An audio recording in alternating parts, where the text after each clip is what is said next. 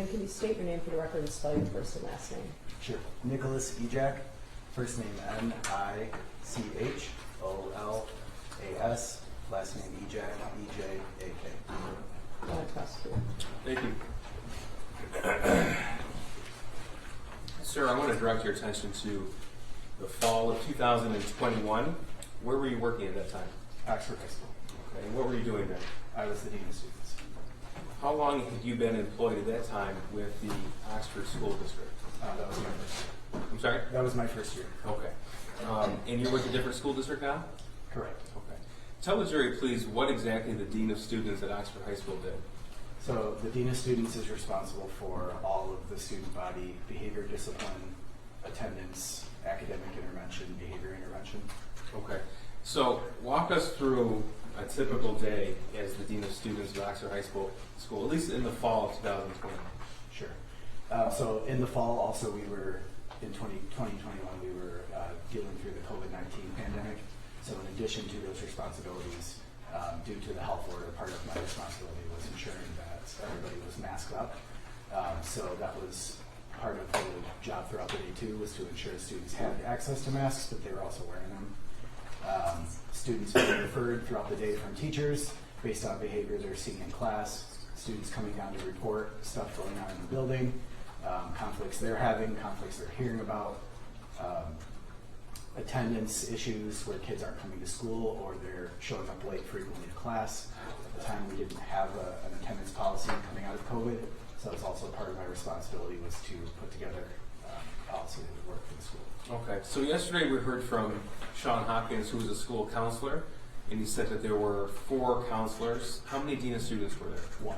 Okay, so will the responsibilities of a school counselor differ from the responsibilities of the Dean of Students? Yes, that's correct. How so? So counseling, they oversee, to my understanding, they oversee college and career planning, class scheduling, mental health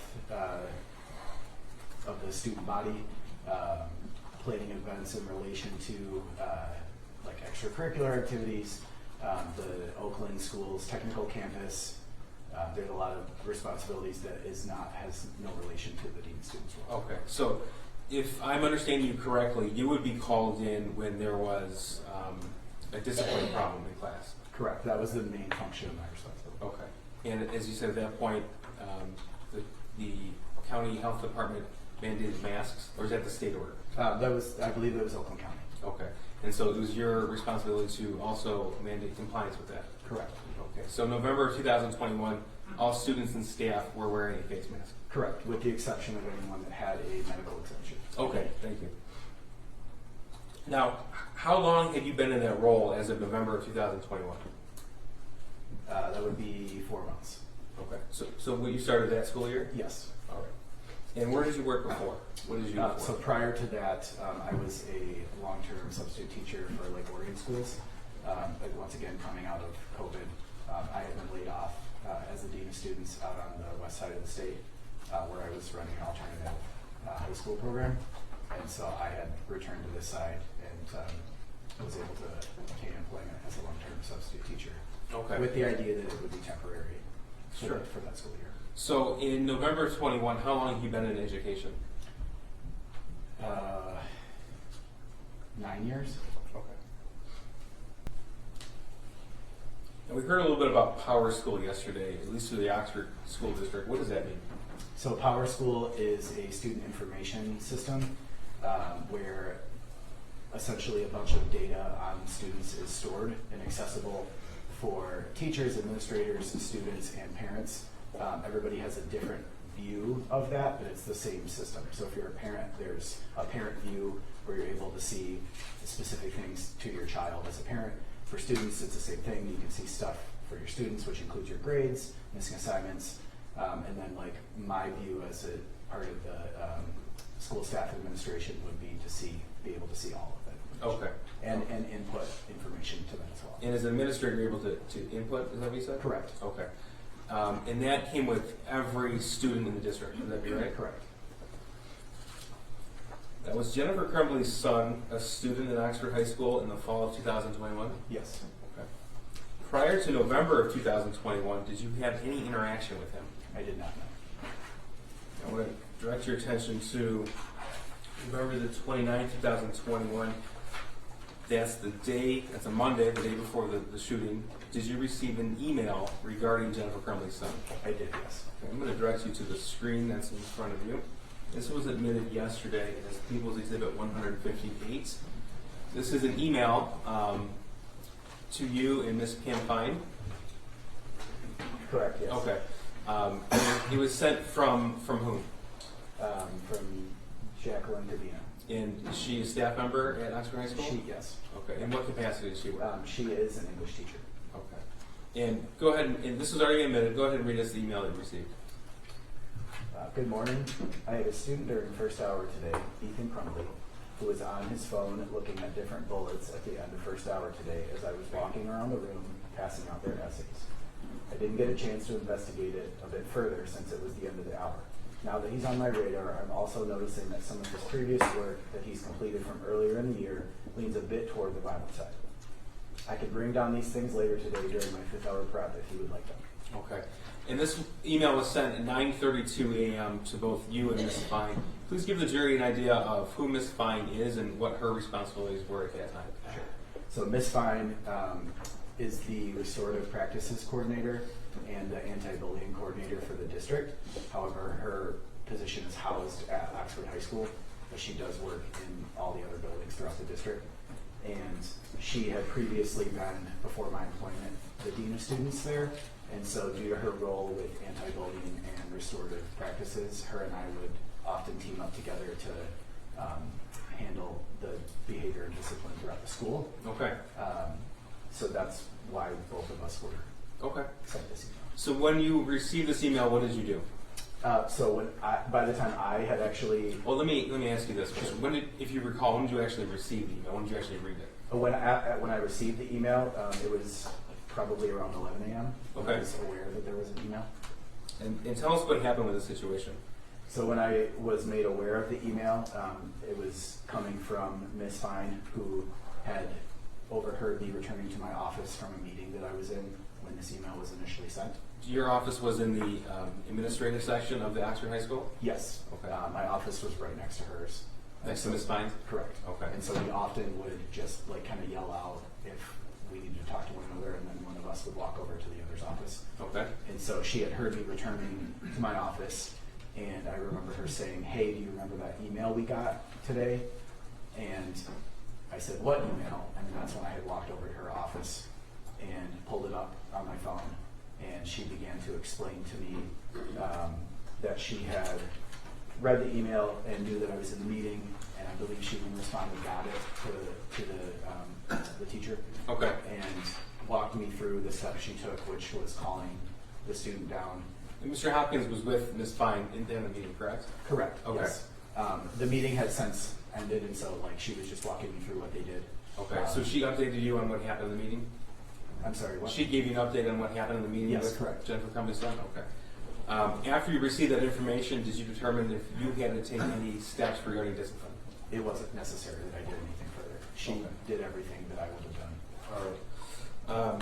Did you have any additional interaction with that student at all on Monday the 29th? No. Okay. Now, moving towards, did you receive any emails later on in the evening, Monday the 29th, regarding the student? Anything at all with him? I don't remember if I did or not. Okay. November the 30th, Tuesday. This has already been admitted on your screen here as People's 160. This is an email from Miss Morgan. And who is she and what does she do? Miss Morgan is a math teacher at Oxford High School. Okay. So she sent this email to you as well as Mr. Hopkins Tuesday, November 30th at 9:32 a.m. Correct. Yes. Okay. Up until this point in time, did you have any conversations regarding Jennifer Crumbley's son? Prior to this email? Yes. Yes. Okay, tell us about that, please. So I was in my office Tuesday morning when Miss Morgan had walked down to the front office just looking to share some information about a student that had drawn inappropriate things on a piece of paper. And I was the only person available to respond to that or to hear her out. So Let me ask you this. This is people 74. It's already been admitted. You said a piece of paper. Is this what you're referring to? That is correct. Okay. So prior to the email at 9:32 a.m., Ms. Morgan showed you this, which has been admitted as people 74? She showed me an image of that on her cell phone. On her cell phone. Okay. Yes. Do you recall about what time that happened? I don't know. Okay. I just know that it was during our second period of the day. However, I don't remember what time. Okay, that's fair. it was. Tell us about that conversation when she came and showed you this picture.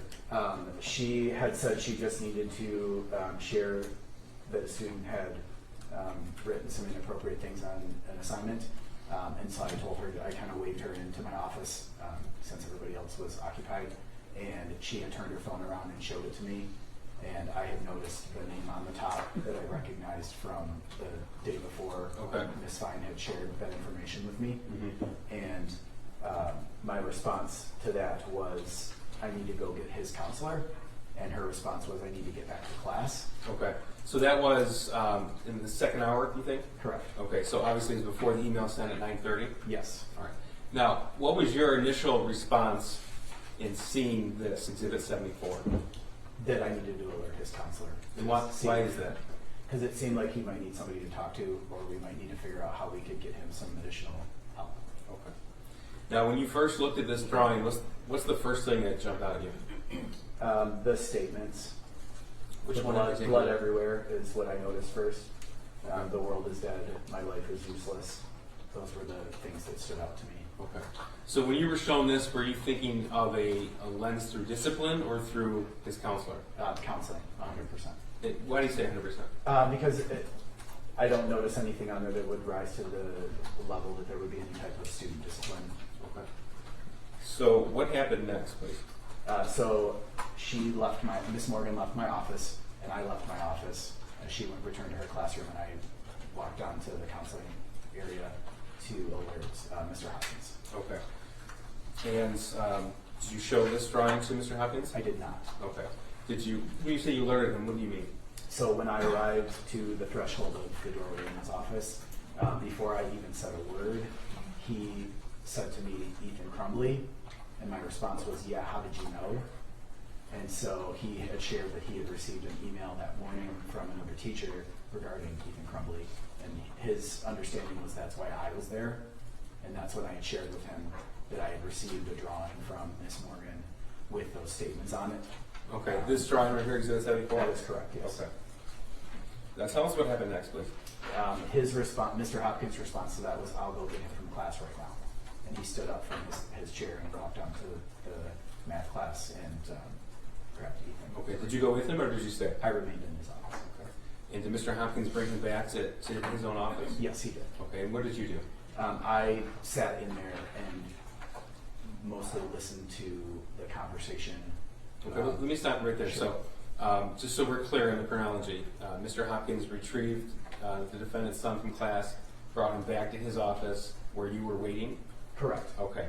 And then was a conversation ensued between Mr. Hopkins and the defendant's son? Yes. Okay. Now, he testified yesterday, so without telling us what words were actually said by each other, tell us what you did and why.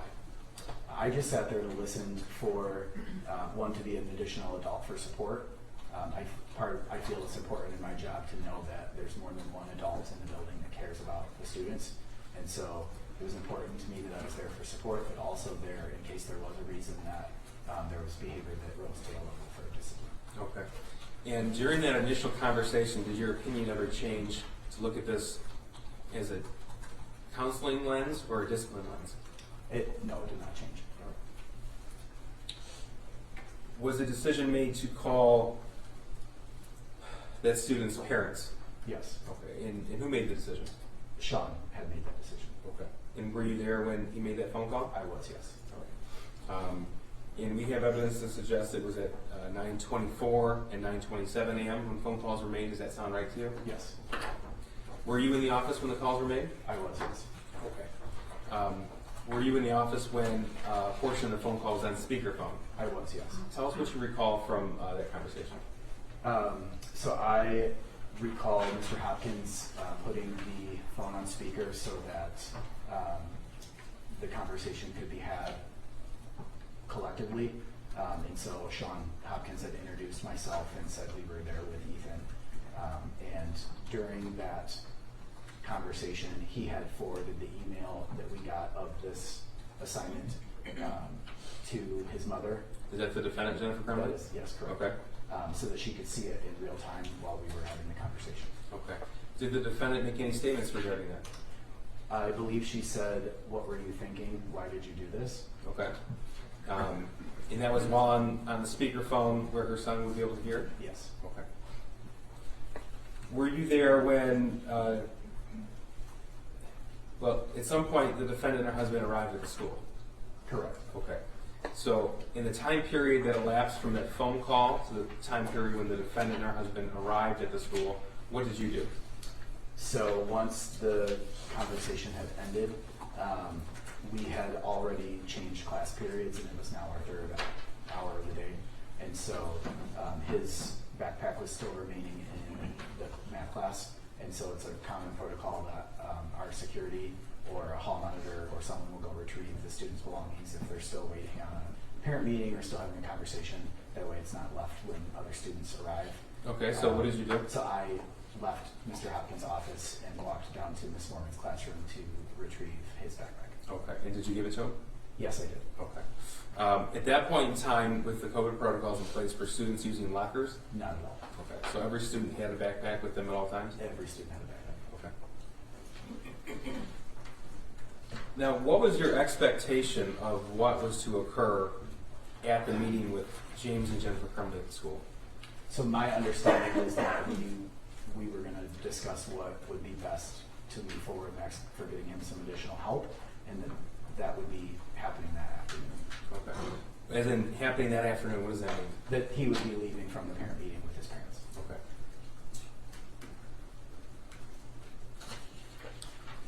Were you in the counseling office during the meeting with James and Jennifer Crumbley?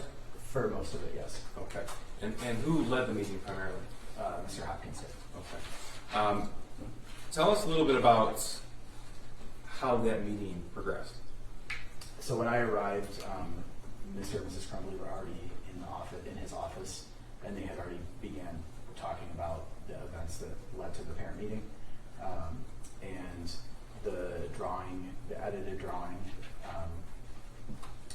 Yeah, you said so. This is Exhibit 123. So is this what you're referring to as the edited drawing? That is correct. Yes. Okay. That was on the table because Mr. Hopkins had retrieved that from the teacher when he went to get Ethan from class. Okay. So that was on the table, and for them to view. Although, like I mentioned before, Sean had emailed a copy of the original document to Mrs. Crumbley, and so they were kind of discussing what was next. And she had a pamphlet or a packet of resources that the district provides. So who gave her that? Sean, Mr. Hopkins. Okay. And we say resources, what do you mean by that? Different counseling resources available in the area, and it's like a standard packet that the school district would have on hand to provide to anybody that needed it. Okay. Have you been involved in meetings where that sort of information has been provided to parents in the past? Yes. And you said it's a standard list of information? Or It's just a resources? general list, yeah, Okay. of stuff in the surrounding local area. Does that include facilities or organizations that allow same-day counseling appointments? That I'm not sure of. Okay. Are you familiar with Common Ground? I am familiar with counseling. And what is that organization? So that is, they offer a couple different things. So they offer mental health resources. You can call a hotline to speak to somebody. You can even go there for like day of intake screening assessments. And that is the organization that in previous districts I've worked in that a lot of students that have been seen for mental health had went to Okay. day of. And they're here in Oakland County? Correct, yes. All right. All right. Now, clearly your expectation of what was to happen at the meeting was not met. Tell us about that, please. So, throughout the conversation, I had overheard his parents confirm the things that Ethan was sharing with us in his office that were kind of explaining the drawings and the words that he had written that supported him feeling sad. And so he had shared that a dog had passed away recently, a grandmother had passed away, and then one of his close friends had moved within the last month or so, and then that he was very interested in designing video games, and that had led to a argument the night before that he should be more focused on his academics rather than the video games. Did she provide any details about that argument? No. Okay. Did she provide any details about how the circumstance in which when his friend moved away? No. I'm sorry, please continue. And that he really struggled through the pandemic with the virtual learning, as many students did, and that they felt like he should put more focus on his academics than spending time working through the video game design. So at any point, did you see this as anything different than your initial perception, which was a mental health issue? No. Okay. You said you had the backpack with you and you provided it to the student. Okay. At any point, did anybody request to search the backpack? They did not. And did you search the backpack yourself? I did not. It wasn't necessary or rise to the occasion that I do that, because I didn't have any reasonable suspicion Okay. to do that. And I did that. Explain what that means, please. Sure. So reasonable suspicion means that there needs to, by law says you have to have some type of reasonable suspicious activity that would lead to searching student belongings. And so typically that's like a report that someone has a vape pen or a weapon, or that they're securing something they're not supposed to have at school, or nervous behavior when you have their belongings, which is very typical of students that we have searched in the past. They usually, their behavior will change when you're in possession of their stuff, and none of that was present at that moment. Okay. And again, it's a lot of details. Well, have you ever met the defendant before, Jennifer Crumbley? I have not. You ever met her husband before? I have not known. Prior to this day, you ever met her son before? I did not know. Okay. And was he wearing a face mask the entire time? He was wearing a, yes, Okay. a COVID mask. Now, was there a desire for him not to be left alone at this point? That's what Sean had stated during the meeting when we were discussing what to do moving forward. And so his recommendation was that Ethan receive outside counseling as soon as possible today, if possible, meaning the 30th. Mm-hmm.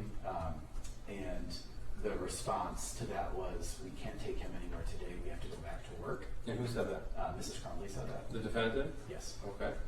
What was your reaction to that? It seemed a little odd based on my experiences in previous similar parent meetings when students are being seen for mental health. Tell us about that.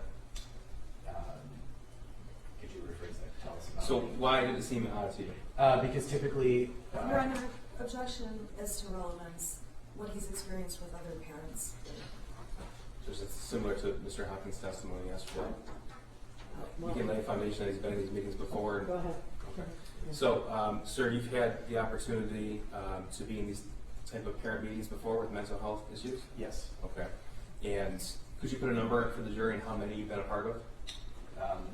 Between 5 and 10 of them Okay. across the time of my education. Okay. So calling in a parent for an immediate meeting, that's not a regular thing that occurs, correct? It is not. Okay.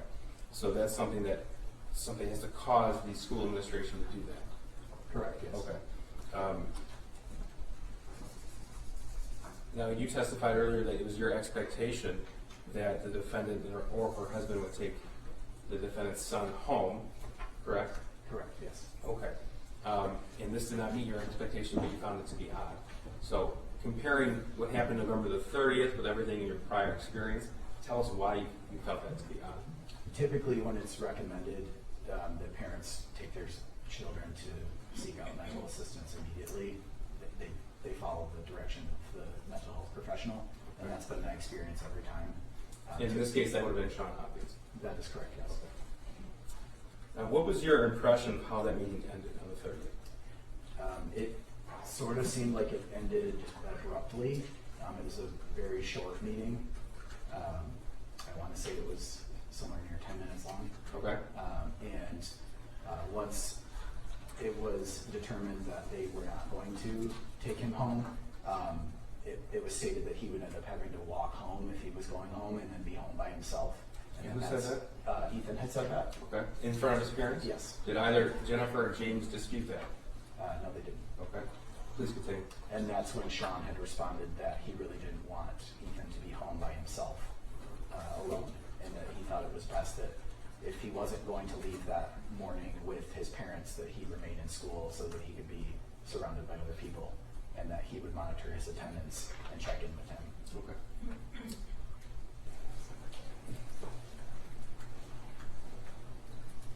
I have nothing further. Cross? Thank you, Your Honor. Good afternoon. In terms of your experience, I understand prior to becoming the assistant dean, you were a long-term substitute over in Lake Orion. That is correct, yes.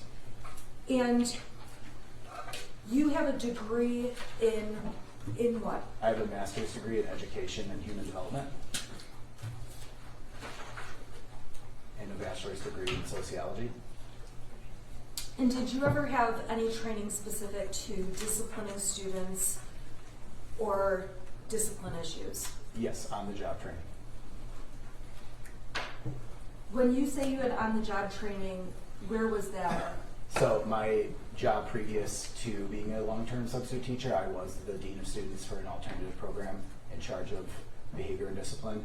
And then I spent 3 years for Brandon School District as an intervention specialist. And so I specifically dealt with student behavior. In the trainings you did, were you taught signs of things to look for in students that would have discipline issues? Yes, I was. I believe you mentioned that one of those signs that you would know to look for in terms of thinking about what, if you need to search their backpack, would be whether they seem nervous when you're holding their materials, correct? Yes. Now, in this case, there was a time where you walked down to the classroom and retrieved Mrs. Crumbley's son's backpack. Yes. And you carried that backpack to the office where you were meeting with Mr. Hopkins and Mr. Crumbley's son, Mrs. Crumbley's son. Yes. When you carried that backpack back to Mrs. Crumbley's son, he did not appear to be nervous at all that you were holding his backpack. He didn't appear to even care that I was holding his backpack. And so based on him not caring or showing signs of nervousness, you had no concern there was anything in that bag. I had no reasonable suspicion to search his belongings, no. You did make the observation that that bag felt unusually heavy. That is not correct. Did you ever make the observation about how heavy the bag seemed? I made a joke to Miss Morgan at how easily she picked it up and then handed it to me and my arm dropped. And so it was more of a joke of how strong she was compared to handing it off to me. I see. So you had training through your employment with the Brandon School District. Is that Correct, yes. You had training when you were working on your undergraduate degree. Correct, yes. You obviously have your advanced master's degree. That is correct. You have the experience from working in the school across state. That is correct. And you probably have attended other seminars and things to keep up to date on any recent developments in this area. Yes. How many additional hours would you say you've spent in those additional trainings? I'm not sure. Are you required to do a certain number per year? No, I'm not. But you do those trainings? Yes. Have you done more than one training? Yes. More than 5? No.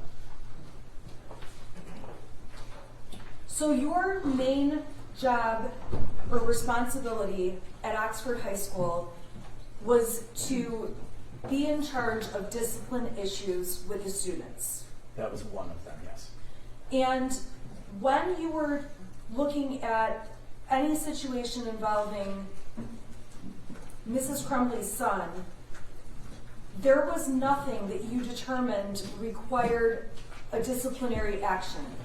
There was nothing that had required discipline in that situation, no. So we talked yesterday about how Mrs. Crumbley's son was caught looking up bullets during class time. Yes. There was no discipline needed after he's looking up bullets in a classroom? That doesn't reach to the level where there would be a consequence. And with respect to that issue, there was a phone call and a voicemail left for Mrs. Crumbley. That is correct. You were present when Ms. Fine left the message? I was not present when she left the message. Mr. Hopkins was present when the message was left. I can't speak to that. Thank you. As far as you knew, Mrs. Crumbley was not asked to come to the school regarding the bullets, As far as I know, she wasn't. No. and Mrs. Crumbley was not asked to call back to the school, as far as you know, She was asked to return the phone call if she had any questions about what had occurred. but not asked to return the phone call no matter what. No, we often just give parents phone calls when we meet with students regardless of the issue, just to keep them informed on what we talked about, without a request to return phone call. Now, when you were speaking with the prosecutor, you were shown exhibit number 158. I'm going to pull that up on the screen.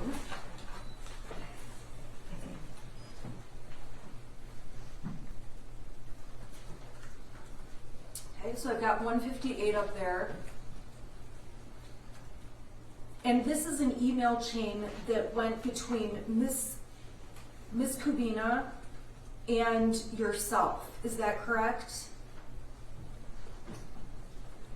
I'm sorry, I'll back up.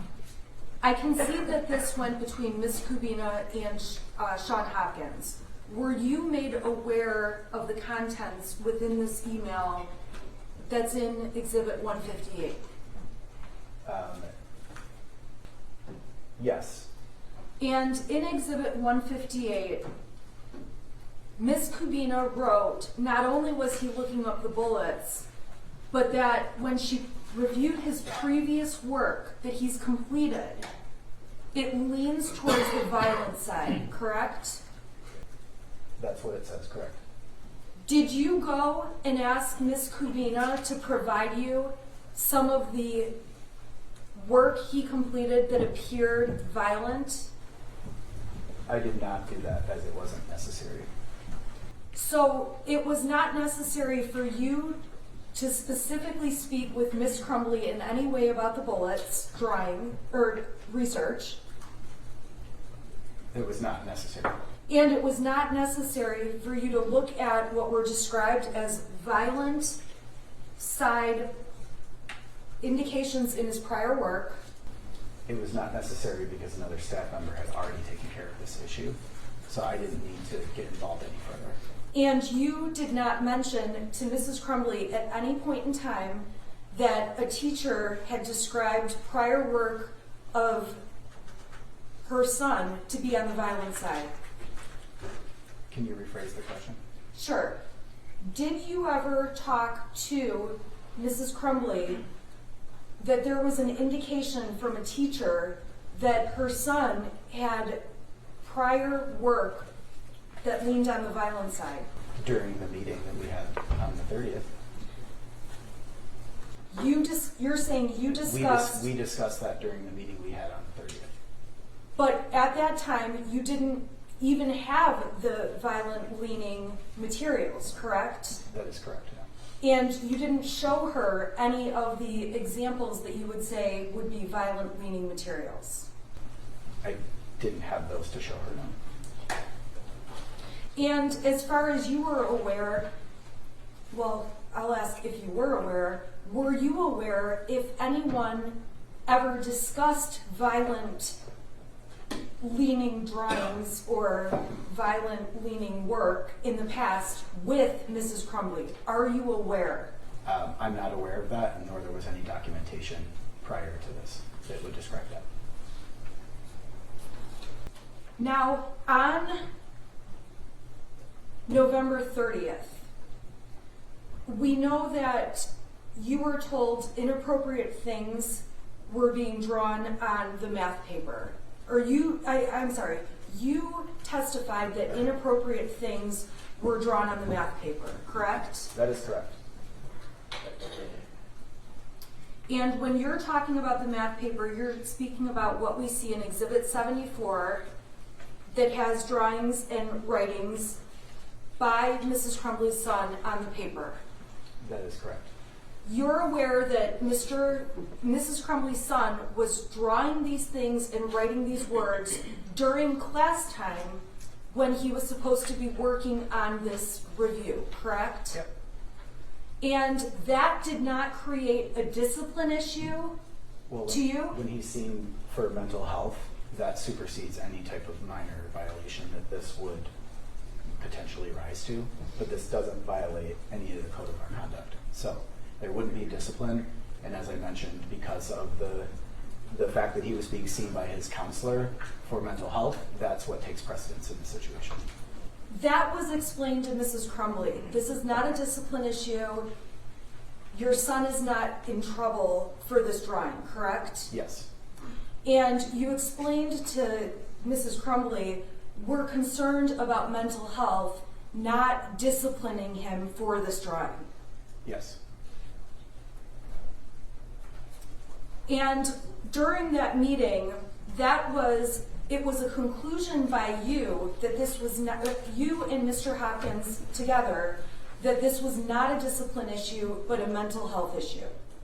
So I was there for discipline and behavior, so that question was posed to me to make that call as part of my job. And what was the call you made? The call that I made was that there's no discipline warranted, that I'm more concerned that he gets the help that he needs.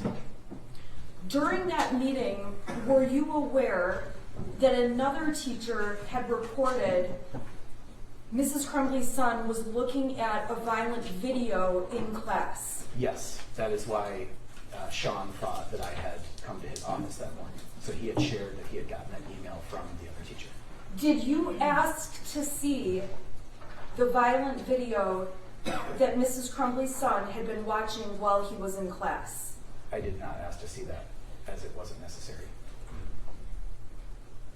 You found it to not be necessary to take a look at the video that he had been watching? No. You didn't even ask Mrs. Crumbley's son, hey, can I see it? Take a look at that video. Well, since it was described as not like a live event, and due to the fact that most teenagers are watching violent movies, video games, pre-recorded on YouTube, it doesn't rise to the occasion where you would be concerned. And it also didn't rise to the occasion that you felt he should be disciplined for watching a video during class time. That also wouldn't rise to the occasion of a violation of our code of conduct. That would be more of a teacher-managed behavior. You would never be suspended for that, or it wouldn't rise to that occasion. Okay. I went to school in a different day and age where you had to do school during school. So it sounds to me like during school, Oxford High School allows more freedom than what I experienced. So it was okay that he was looking at the bullets. That's not a discipline issue. It's not that it was okay, it just doesn't rise to the occasion that you receive a suspension as a consequence. We have to rely on restorative practices instead of going right to suspension, as you mentioned that you might have experienced when you were in school. And we have to consider how the student's behavior interferes with the day and discuss that with them and talk about how we could move forward. And that has to be considered for all minor violations before you would ever consider a suspension. And that's something that we have to do by law. So, when you're considering all of these things, you're ultimately concluding these are minor violations, if they're violations at all, correct? That is correct. The looking at bullets in the classroom, Yes. the looking at a violent video on his phone, Yes. the drawings on this math paper, Yes. the drawings on the amended math paper where Mrs. Crumbley's son made other marks on the page. So the drawings at the moment were not as important as a standout as the statements were. So when you have the explanation of the desire to design video games, and that's how he was practicing the drawing, and you have the parents confirm that information, it lowers the level of concern immensely.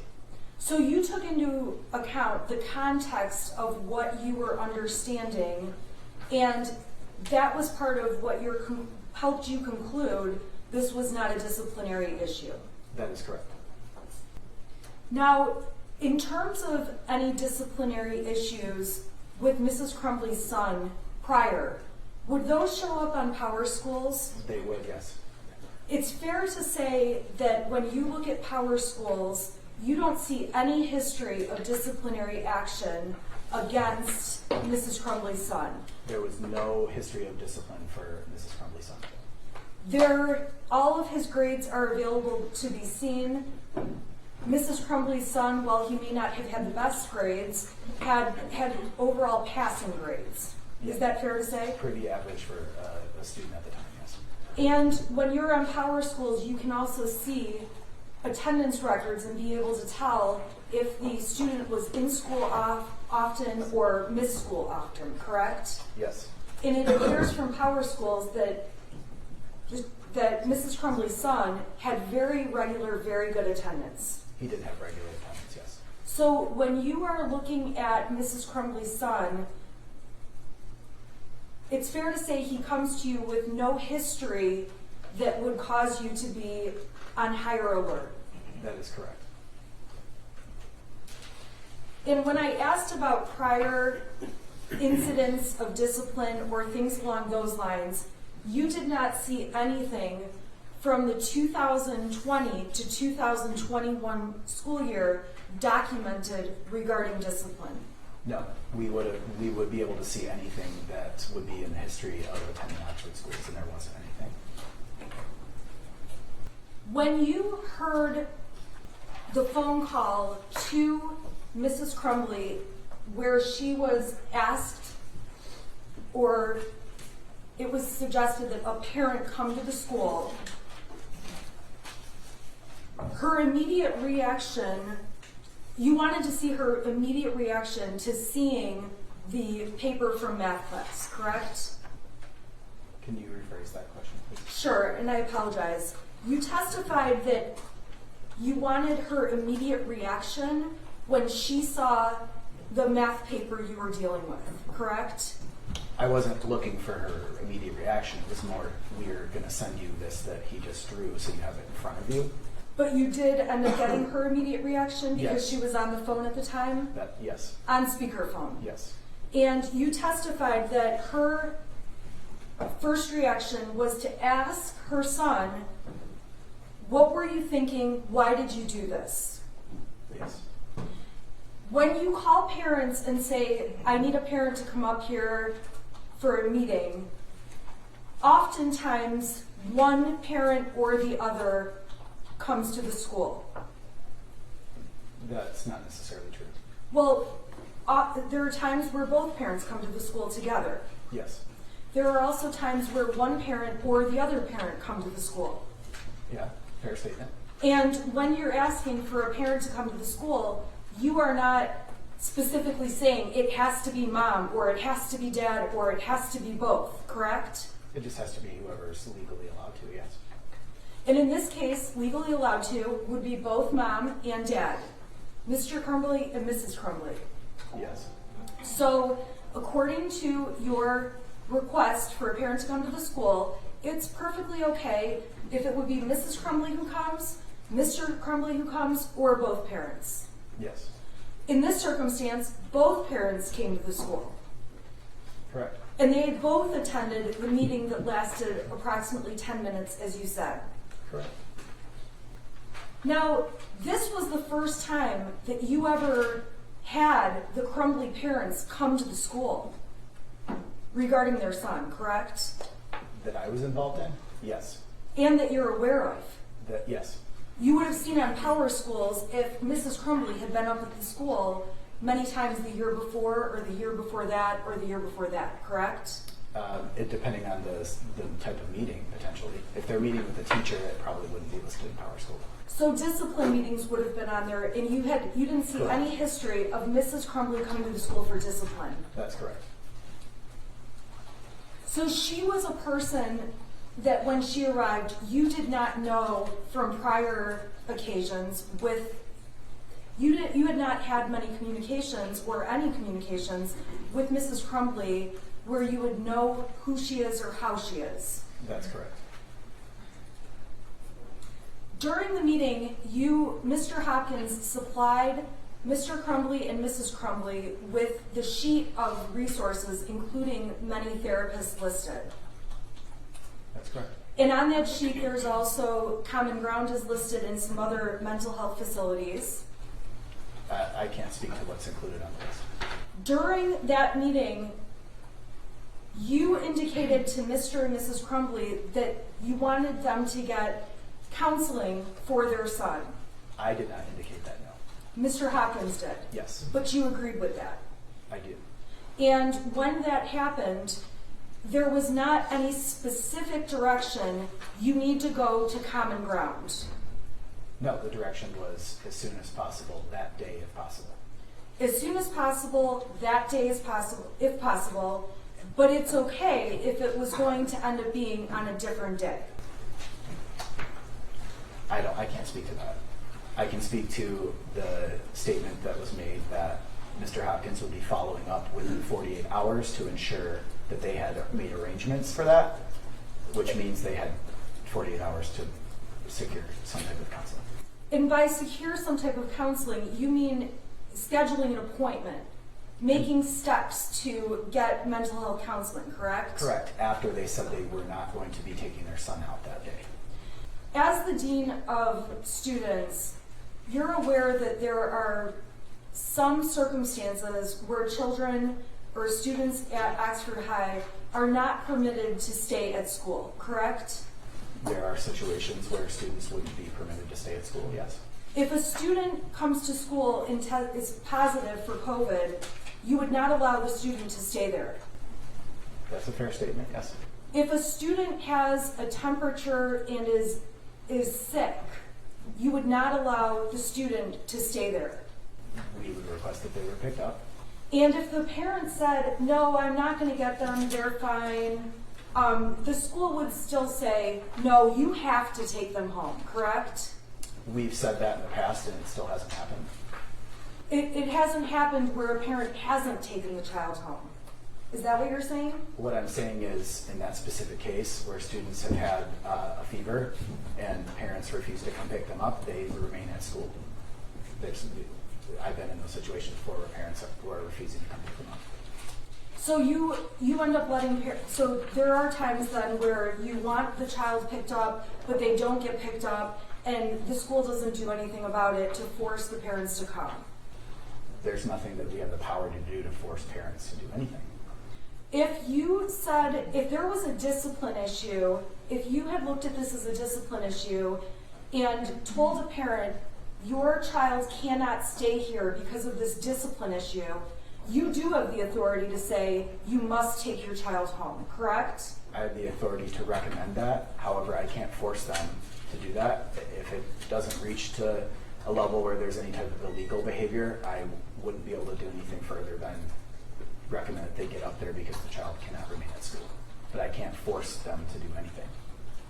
Okay, but in this circumstance, in this particular circumstance, there was discussion where ultimately it was okay, in your mind, for Mrs. Crumbley's son to remain in school. From a discipline standpoint, yes. There wasn't a reason to suspend him. There was no violation of our code of conduct that reaches the level of suspension.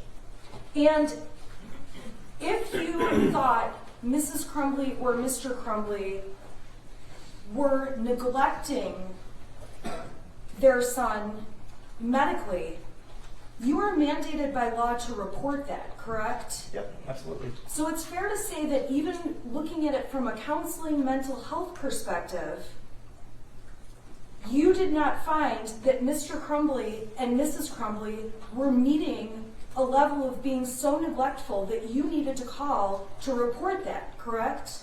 No, because I wasn't made aware of all the additional information that they were withholding. It's important for you to have all the information you can, correct? True. I You can't would- force people to share information with me. You would also agree that the school had information they didn't share with Mrs. Crumbley. We had shared all the information that we had with her at the time of the parent meeting. You would agree with me that there has been claims of prior disciplinary issues that from your documentation in Power Schools is not even included, correct? I wouldn't agree with that, no. I'm sorry, did I misunderstand? Is those prior discipline issues are on there? There weren't any prior discipline issues. Right, so there's no prior discipline issues listed on there. You testified you never spoke with Mrs. Crumbley about discipline issues. Yeah, that's correct. So you don't have any evidence that Mrs. Crumbley received all the information that the school would have or could have known. Can you rephrase that question? You don't know that Mrs. Crumbley had received information about every specific situation with her son, correct? The specific information discussed in the emails that was shared with Mrs. Crumbley. Right. So on that day, you're discussing with her limited information compared to the whole picture. It was the information that we had at the time. All the information we had was shared with her. Are you saying that when they came in, you shared the emails with her too? So the emails that we received from the teachers, correct. Oh, okay. Okay. At no point in time did you believe that Mrs. Crumbley's son posed a threat to the school. He did not pose a threat to the school, no. If he posed a threat to the school, that's something that you have been trained in to identify, correct? Correct. We had had previous threats that year that I handled completely different based on the fact that They were it was a threats. perceived threat, correct. And when something is a threat, how is it that you handle it differently? Is the student allowed to stay in school? No. So you are the decision maker about whether or not there is a threat overall. I wouldn't say that I'm the decision maker, but I have the power to heighten it to the level where we can get other people involved that can make a more informed decision. And you're the one that has the training on that topic. I'm one of them, yes. And in this case, your conclusion was that the shooter's son was not a threat. There was no threat present at the time, no. You also took into account that what Mrs. Crumbley's son said made it sound like there were issues of sadness versus anything threatening, correct? Correct, which is very typical of most teenagers. Very typical. Very typical of most teenagers, especially at that time with COVID, to feel sad. It was not unusual to hear that throughout the day. Now, some of the statements on the math paper, you saw the statements that say things like, I love my life so much, and OHS, which I assume stands for Oxford High School, rocks, correct? Yes. Those kind of statements also, would you agree those are mixed signal kind of statements? No, I would say it looks like you have a teenager who is trying to not get in trouble, knowing that the dean of students is involved. Most of the time when I'm involved in student meetings, the kids always think they're in trouble, which is not necessarily always the case. So I looked at that as he was trying to get himself out of being in trouble. Thinking he was going to be in trouble from this meeting we were holding. And that was something that's not unusual for you to see. That's not unusual, no.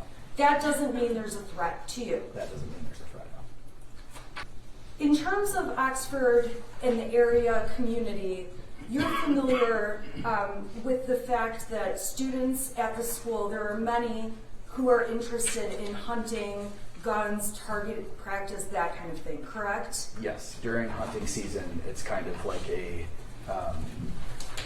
reminder that sort of gets put out for students that go hunting in the mornings before the late start Wednesdays to remember to not come to school in their gear and or have weapons in their vehicles from that morning.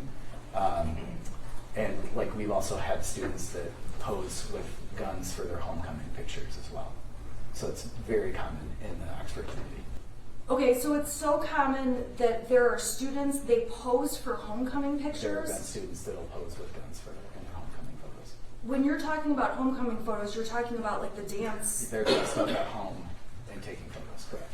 So they're dressed up in their, little party dresses, and they're holding guns in the photographs before they go to the dance? Yes. And you're saying that there are students who go hunting in the mornings before even coming to school? Yes, so at the time, we had late start Wednesdays, so school didn't start till 10:20-ish. So when hunting season would start, they potentially could be out hunting with their parents in the morning. So in addition to what you did know in this case, seeing a gun or talks of a gun, that was not something that caused alarm to make you think there was some kind of threat. No, nor Guns- was I aware that he even had a gun. Guns at that school are very common then. It sounds like it's a common topic if they're in pictures of homecoming dresses and things like that. I would say across many schools, it wouldn't be uncommon to see guns drawn on assignments or papers. Oftentimes, there are certain books or part of the curriculum, and students end up drawing guns to represent stuff in the stories. You did not think it was strange that the parents were not taking their son out of school, specifically with Mrs. Crumbley's son on November 30th, correct? I did think it was strange that they didn't take their son. You've testified before in civil cases regarding what happened at Oxford High School, correct? I have, yes. And specifically on September 14th of 2022, you testified in a deposition, correct? That sounds about right, yes. And when you testify in a deposition, it's not like a courtroom like this, right? No, it's not.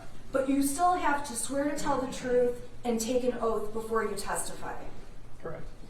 On that day, you were specifically asked, so them not taking Ethan home that day, you did not find that to be strange and out of the ordinary. Your answer was no. There would have been no reason for him to go home. That was in regards to student discipline. So the context, I believe, is important there. That's in regard to student discipline. Correct. But that was the question you were asked that day and the answer you gave. In regards to being disciplined or suspended, correct. And in terms of a mental health consideration, it was not something that arose to the level where as a mandatory reporter, you would have to report the Crumbleys for being neglectful. We've already established that, correct? Yes. In the meeting you had, there was no indication, and there is nothing in Mrs. Crumbley's son's record to show there had ever been a previous concern about the need for mental health to Mr. Crumbley. Judge, I think we've already asked and answered this question. Did we ask this already? No, I asked about prior discipline, but I didn't ask about prior notations mental health was necessary. Okay, I'll allow it. Go ahead. From a school standpoint, we did not have any record of mental health. Now, when you testified previously, you testified that Mrs. Crumbley seemed receptive and willing to get mental health treatment for her son. That was my understanding at the end of that meeting, yes. Although maybe not that day, it was your understanding she was on board and was going to make an appointment or do something within 48 hours. That was my understanding and hope. When you were in the meeting and the struggle was discussed, ongoing struggle between the Crumbleys and their son, would you agree with me that the parents were making statements about they were concerned with their son's schoolwork and grades? They just confirmed that they had the argument. They didn't provide any context or details about anything other than what he had shared with us before they arrived.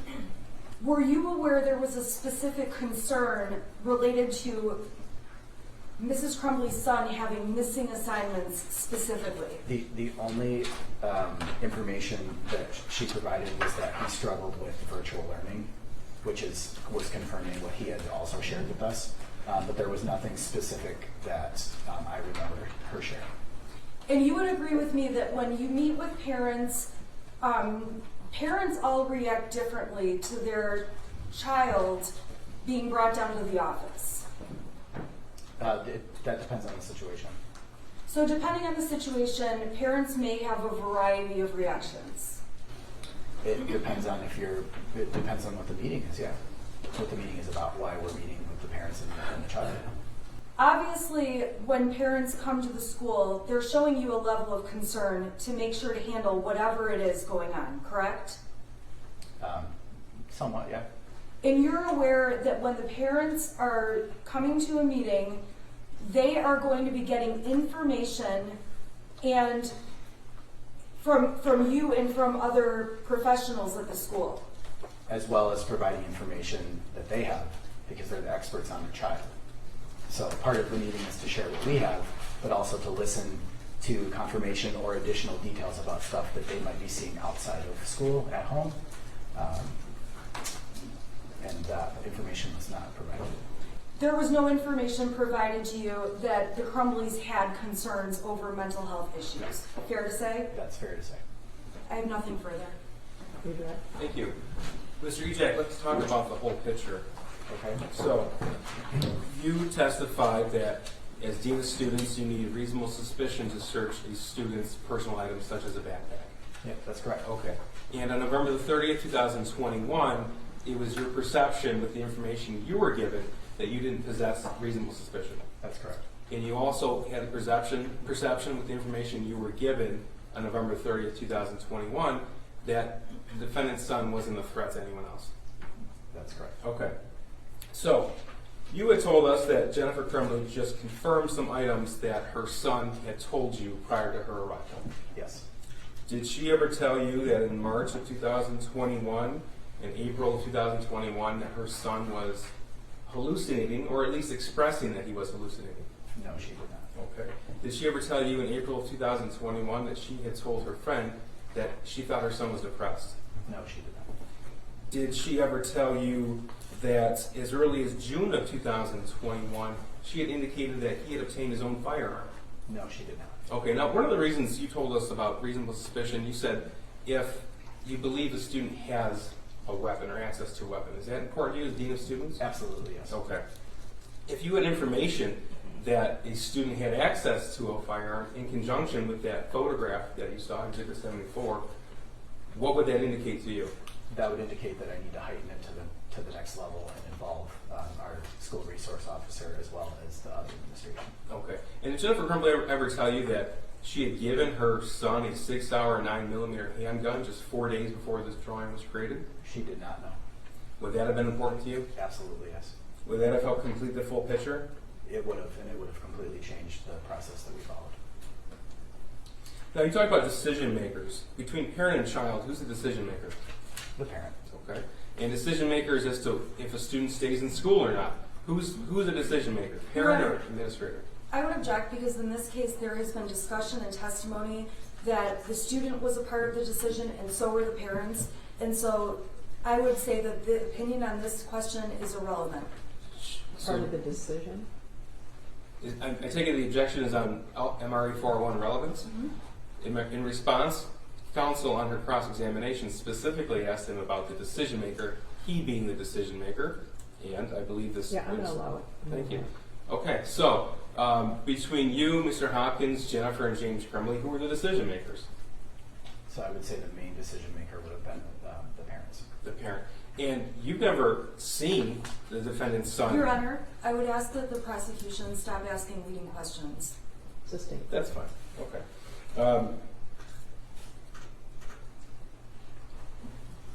If you were given a full picture, what would have taken for you to heighten that to reasonable suspicion to search a backpack? Any type of indicator that the student was going to be a threat to anybody, including himself. That would have heightened it to the next level. And when you have an a indicator that there was access to a firearm, or that he had made comments about wanting to hurt anybody, any statements written on there with names, or I'm going to do this, I'm going to, like, those would have all been things that would have changed the process that we followed. And when you have a meeting with a parent and a student, do you rely upon the parent to provide information? Absolutely. As an expert of their child, heavily rely on the parent for information. Thank you. Nothing further. Your Honor, may I ask one question Sure. on redirect? You also, so you're from a community where guns are popular, you testified about that. You also didn't ask if the Crumbleys had a gun, correct? I did not ask that, no. You're aware many of the families in Oxford have guns, but you did not ask them specifically if they had one, and they didn't tell you. I didn't ask that question.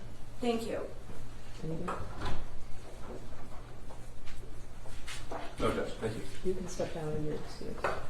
Who's the next witness? Andy Smith. He's in the hallway out here.